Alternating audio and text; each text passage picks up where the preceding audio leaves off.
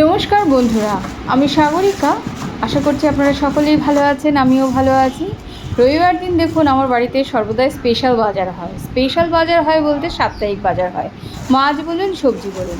সকাল সকাল কর্তামশাই একদম বাজার থেকে ফ্রেশ গোলসা ট্যাংরা নিয়ে এসছে, বেশ টাটকা এবং নদীর ডিম ভর্তি। কিন্তু এখন বর্ষাকাল, সব মাছই ডিম হবে। আর দেখুন এখানে প্রায় 1.5 কিলোর ওপরে ইলিশ মাছ রয়েছে। মাছটা যদিও বা ছোটো, একদম কাঁচা আর ফ্রেশ ইলিশ। জবরদস্তি করে মাছওয়ালা দাদারা কিন্তু ইলিশ মাছ দিয়ে দেয়।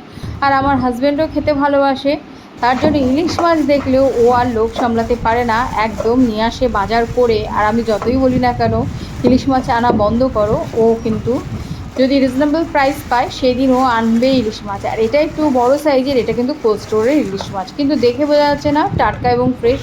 দেখুন রক্তে মাখামাখি রয়েছে।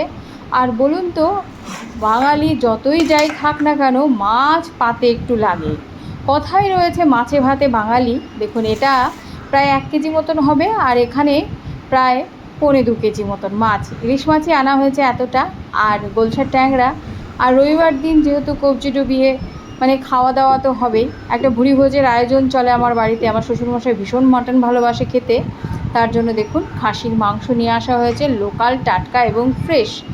তো রবিবার দিন আমার বাড়িতে কিন্তু বেশ এই ধরনের বাজারঘাট করা হয়। আমি আমার হাজব্যান্ডকে বারবার করে রিকোয়েস্ট করি যে তুমি গিয়ে বাজারটার ভিডিও করো, কিন্তু না, সে করবেই না। সে বলছে আমার প্রয়োজন বাজার করার, সেটা এনে দিচ্ছি, তুমি বন্ধুদের শেয়ার করে দাও, তাতে আমার কোনো আপত্তি নেই, কিন্তু আমাকে রিকোয়েস্ট করো না। বলুন কেমন বাজার করেছে হাজব্যান্ড, একটু কমেন্ট করুন। কমেন্ট করলে তো ভালো লাগে আপনাদের শেয়ার করতে। আর ভিডিওটি দেখার জন্য অসংখ্য অসংখ্য ধন্যবাদ। তাড়াতাড়ি আমি যে সমস্ত মাছগুলো রেখে দেবো ফ্রিজে, বাদবাকিটা রান্না করব। টাটা।